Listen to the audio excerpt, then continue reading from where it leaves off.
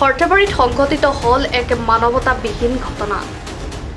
মুকলি পথাৰৰ মাজত অকলশৰে সন্তান জন্ম দিলে এগৰাকী মহিলাই।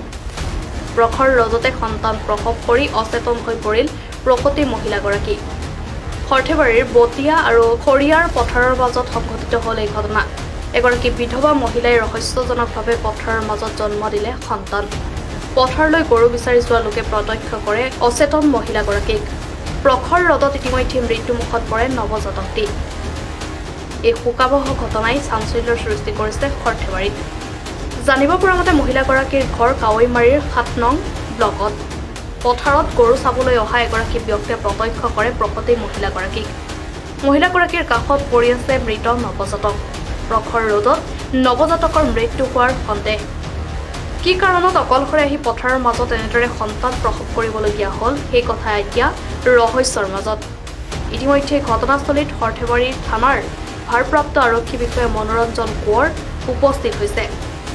ইতিমধ্যে প্ৰসূতি মহিলাগৰাকীক সৰ্থেবাৰী ৩০খন বিচনাযুক্ত চিকিৎসালয়লৈ লৈ যোৱা হয় আৰু উন্নত চিকিৎসাৰ কাৰণে বৰপেটা মেডিকেল কলেজ হাস্পতাললৈ প্ৰেৰণ কৰা হৈছে।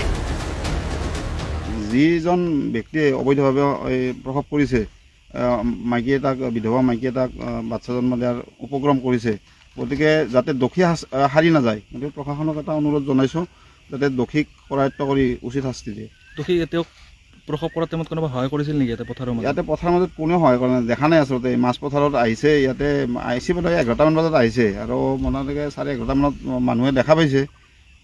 হয়তো তেওঁক যিটো মহিলাই প্ৰসৱ কৰিছে তেওঁ টেবলেট খাওঁ বুলি কৈছে, তেওঁ কথা পাতি আছিলে, কিন্তু ঘৰৰ মানুহক আমাৰ পুলিচ প্ৰশাসনে আহি ফোন কৰিছিলে, কিন্তু তেওঁলোকে আহাৰো ইয়াতে আহিব বিচৰা নাই। গতিকে ইয়াতে নিশ্চয় কিবা এটা ৰহস্য আছে আৰু যাতে যোনে এই কৰ্মটো কৰিছে আৰু সেই মানুহজনক প্ৰশাসনে ধৰি উচিত শাস্তি দিব লাগে। ইয়াত পুলিচ প্ৰশাসনে কিবা টেবলেট জাতীয় বস্তু বা মোবাইল এনেকুৱা কিবা বস্তু উদ্ধাৰ কৰিছে নেকি? ইয়াতে মাইকীটোৰ লগত মোবাইল আছে, এটা সৰু বেগ আছে, বেগত কি আছে আমি নাজানো। মোবাইলটো উদ্ধাৰ কৰিছে আৰু টেবলেট উদ্ধাৰ কৰা নাই যদি মাইকীজনীয়ে কথা ক'ব পৰা অৱস্থাত আছিলে, কিন্তু তেখেতে টেবলেট খাওঁ বুলি কৈছে। তেখেতে নিজে টেবলেট খোৱা বুলি স্বীকাৰ কৰিছে। টেবলেট খাবলৈ স্বীকাৰ কৰিছে।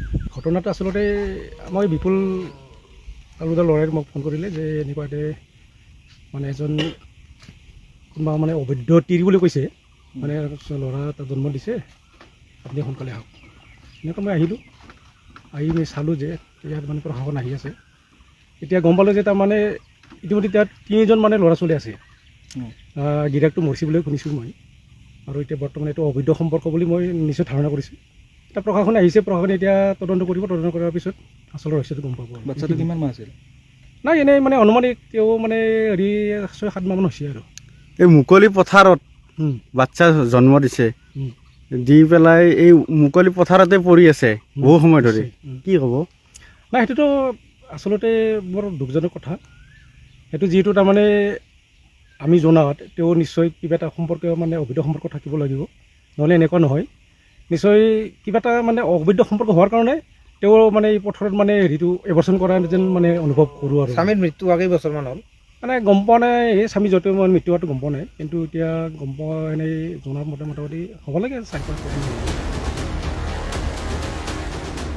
সৰ্থেবাৰীৰ পৰা নৱজিত নাথৰ ৰিপৰ্ট, কে নিউজ 7।